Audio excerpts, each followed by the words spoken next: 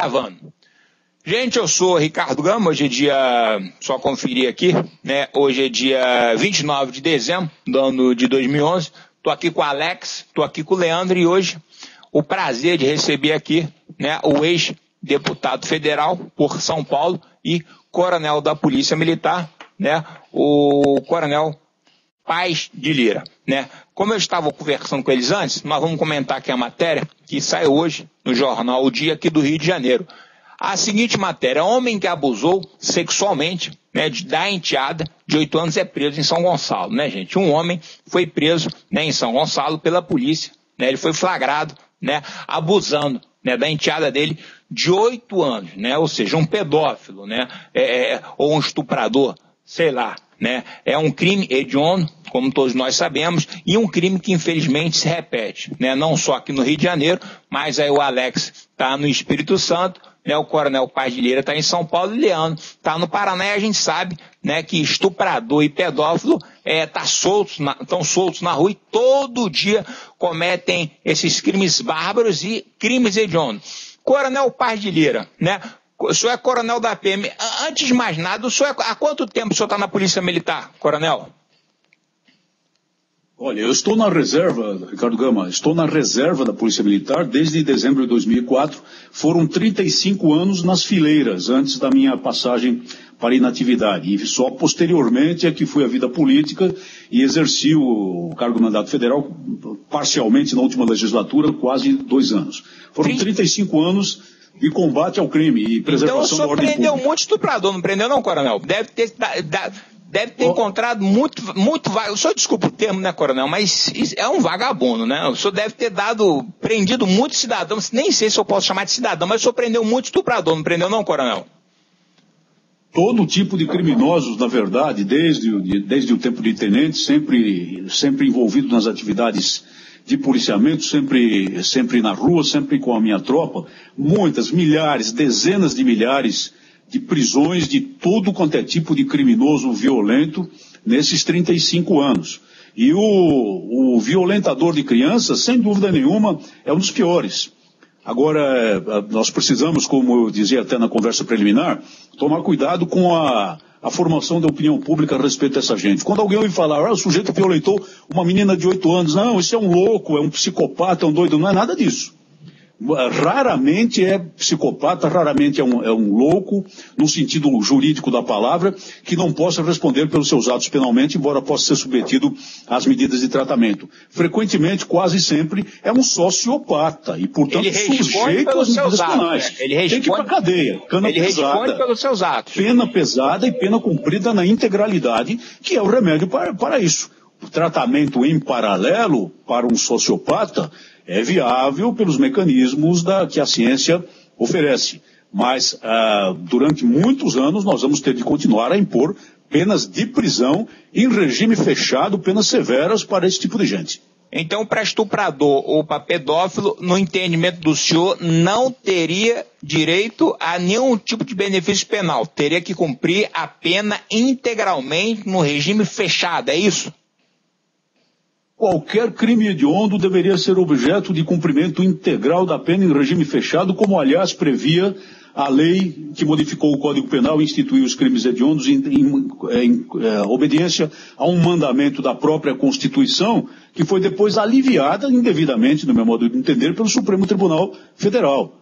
Ora, nós tivemos um caso há pouco tempo, há coisa de 4 dias, no Rio de Janeiro, de uma mulher que havia sido condenada por homicídio qualificado, juntamente com o irmão dela, que foi o executor do homicídio. Ela contratou o irmão, mediante paga, para eliminar a vida do marido dela, a fim de ficar com um seguro de vida, com uma pensão.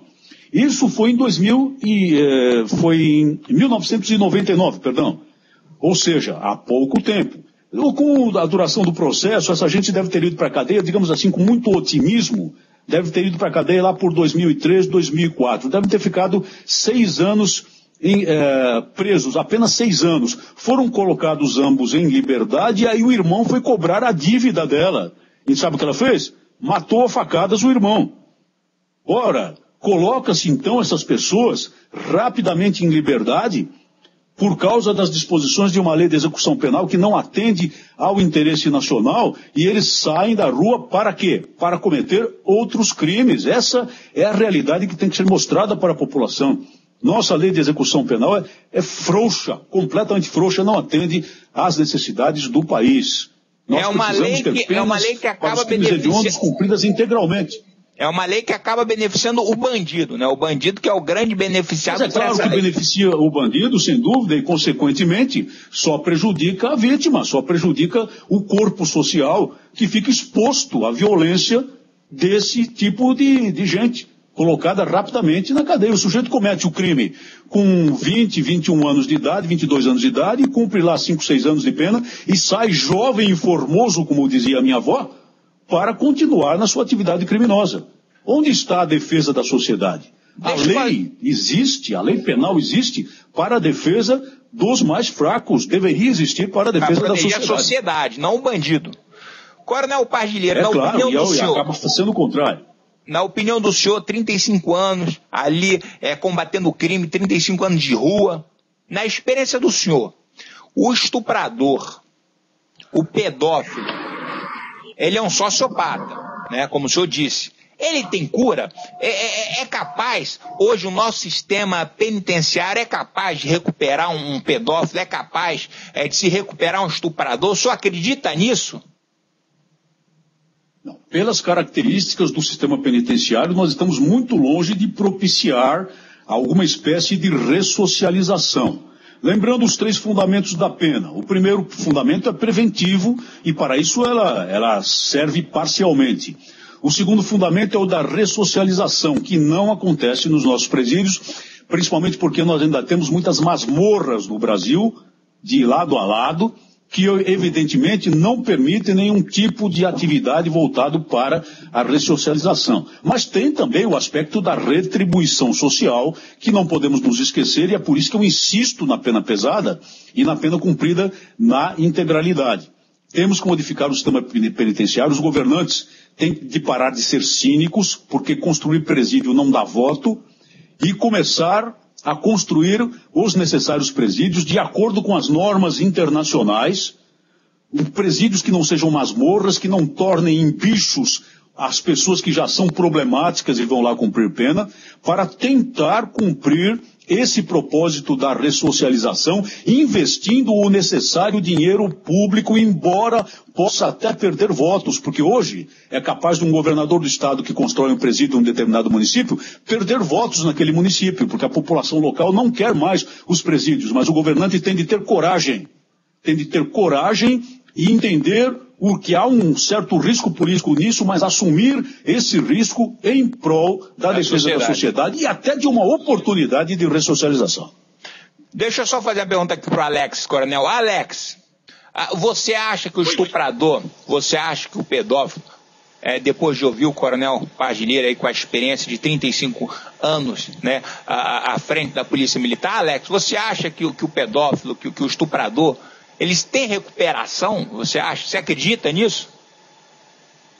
Olha, eu tenho um livro da doutora Ana Beatriz Barbosa Silva. Ela já tem alguns livros lançados. Esse livro que eu vou citar agora chama-se Mentes Perigosas, o sociopata mora ao lado. Nesse livro ela fala, entre outras coisas, que alguns poucos países, quando um cidadão é condenado à prisão, eles são submetidos a testes para identificar se eles são sociopatas ou não, tá?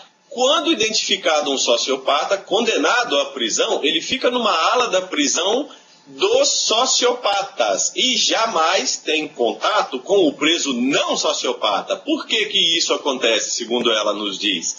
Porque o sociopata não tem cura. Isso é o que ela diz. O livro chama-se Mentes Perigosas, doutora Ana Beatriz Barbosa Silva. E você acredita nisso? Mas na sua opinião, você então diz que o sociopata, estuprador, não tem cura? Pelo que a gente já viu, casos de reincidência altíssima, você acredita nisso? Não tem cura? Eu não confiaria a nenhuma dessas criaturas o meu cachorro para ele cuidar. A pergunta, então, essa sua pergunta, então não existe todo brasileiro... Então não existe ex-pedófilo, não existe ex-estuprador? eu não vou confiar ninguém da minha família a esse cidadão, nem mesmo o meu cachorro. Se tem cura ou não, Ricardo, eu não sei. Agora, quem confiaria o filho a um entre aspas, ex-pedófilo, a um ex-estuprador? Você deixaria um ex-estuprador perto da sua filha? Com certeza que não, filho, com certeza. Leandro, tem cura estuprador, tem cura pedófilo? Você acredita em ex-estuprador, em ex-pedófilo? Qual é a solução aí, rapidamente, Leandro? Olha, digo o coronel, Alex, a você, Ricardo, eu entendo que pelos meios racionais a gente não vai ter a cura desse indivíduo, entendeu? Né? Se ele se tornar para Deus, como eu acredito em Deus, né? Se ele se voltar para Deus, eu creio que ele pode mudar de vida, sim, né? Mas pela razão humana, pela nossa razão humana, eu acho que ele não vai ter, não, né? Eu digo até que uma prisão perpétua seria uma condenação mais viável para um indivíduo desse, né? Tanto para o estuprador quanto para o pedófilo. Já que não tem cura, no mínimo a prisão perpétua para ele ficar ad perpétuo afastado da sociedade. Então você acredita que só através, baseado na sua fé cristã, né, através da sua fé cristã, a sua crença, você acha que um pedófilo e um estuprador só pode ser curado através de Deus, é isso? Se ele se volta para Deus, porque Deus concede graça, né? Mas eu entendo que sem isso, sem essa ajuda divina, eu acho que não há como ele ser curado, ou se mudar de vida, ou ter uma mudança de vida, porque ele vai sempre ter essa sociopatia, como disse o coronel, né? Esse comportamento sociopata, né? Perante a sociedade, perante as vítimas dele. Coronel Pardilheiro, com a experiência que o senhor teve, né, lá em Brasília como deputado federal, né, a gente tem a lei dos crimes hediondos que vedava a progressão de regime, vedava a concessão de benefícios, mas infelizmente o Supremo Tribunal Federal, aplicando o princípio da unidade da pena, entendeu que também aos crimes hediondos se estende esse benefício. O que fazer, Coronel Padilha? Tem alguma coisa? Será que pode ser feita alguma coisa em Brasília pelos nossos parlamentares? Para com que, já que o STF entendeu que cabe a esse benefício, será que o STF não engessou o Congresso? Será que há alguma coisa a se fazer para proteger a sociedade em Brasília através de uma lei, coronel? Essa questão da atuação do STF em relação a circunscrever cada vez mais o poder legislativo daria seguramente um debate aqui de 1 hora, não vou nem me estender muito, mas há algo sim que o Congresso pode fazer e não é o que nós verificamos lá. O Congresso pode, por exemplo, acabar com a questão da unificação. O sujeito mata 12, 14, 15, 40, é a mesma coisa do que matar um, porque no fim a pena vai ser unificada em 30 anos e o cálculo dos benefícios vai ser calculado sobre 30 anos. Então esse limite precisa ser eliminado. E a pena precisa ser cumprida na íntegra. Se não pode ser em regime fechado, com alguma progressão, que essa progressão ocorra depois de muito, muito tempo. E o dispositivo de proteção da sociedade que havia e era aplicado na lei de execução penal não é mais, também precisa ser colocado na pauta novamente. Não existe prisão perpétua, mas existe a avaliação criminológica da periculosidade do indivíduo ao final da pena. Essa avaliação foi abandonada, não é feita mais. Então, cumpriu a pena, é posto na rua, mesmo quando é manifesta a periculosidade social do indivíduo. É preciso retomar esse dispositivo, e se o indivíduo ainda mantiver periculosidade, ele é mantido ainda em regime de medida de segurança. Porque senão a sociedade continuará à mercê dos criminosos. Lá na Câmara, na Comissão de Segurança Pública e Combate ao Crime Organizado, eu e um grupo de outros parlamentares tivemos de nos opor a iniciativas exatamente em sentido contrário àquilo que estou dizendo. Iniciativas para afrouxar ainda mais a lei de execução penal. Coisa, por exemplo, de começar em regime aberto penas de 8 anos de reclusão e mais. Ou seja, penas de crimes de violência sexual, estupro, começariam a ser cumpridas em regime aberto em qualquer existe caso. Projeto de lei? Num projeto que nós derrubamos lá. Inacreditável. Um projeto que nós derrubamos na comissão e não foi fácil. Deixa eu fazer uma pergunta para o senhor, coronel. Aqui a nível de Estado do Rio de Janeiro, o governo estadual do Rio de Janeiro hoje, o governador Sérgio Cabral, ele não construiu nenhuma casa de custódia, Cabral não construiu nenhuma penitenciária. Né? Aqui no estado do Rio de Janeiro, infelizmente, a situação penal, a gente tem visto aí o batalhão especial prisional, todas as cadeias públicas são verdadeiros depósitos de preso. E em São Paulo, o governo PSDB parece já estar à frente há muitos anos. O atual governo de São Paulo tem se preocupado com isso? Esse governo atual fez cadeias novas, fez presídios. Como é que está a situação atual hoje do sistema prisional em São Paulo? Ultimamente, Ricardo Gama, não tem sido construídos presídios nos tempos recentes. Começam a ser colocados agora projetos para a construção de outros presídios com muita resistência nos municípios, como eu expliquei aqui. As comunidades locais não querem mais presídios. Elas foram, na verdade, passaram a elas durante muito tempo a ideia de que o presídio levaria desenvolvimento para a região e, na verdade, não leva desenvolvimento, não. Leva o crime junto. Leva os agregados dos criminosos que cumprem pena lá. Mas o fato é que o governador de um estado tem de ter coragem de cumprir com o seu dever, mesmo enfrentando a resistência política e mesmo perdendo votos nesses municípios. O governo do Rio caracteriza-se exatamente por fugir a esse enfrentamento cívico que constitui o dever do governador, porque não quer ficar mal com segmento algum. E, enquanto isso, mesmo as unidades existentes são essas masmorras que nós sabemos. No meu tempo de serviço ativo, na época em que eu comandava o 3º Batalhão de Choque, 1998 para 99, o governo do estado construiu um bom número de novas unidades prisionais de acordo com os padrões estabelecidos internacionalmente pelos tratados, acordos e convenções internacionais. Quem era o governador hoje, em 98? Mesmo essas unidades estão superlotadas e já não tem mais as mesmas condições de um cumprimento de pena nos ditames da lei, adequado, nos ditames da lei.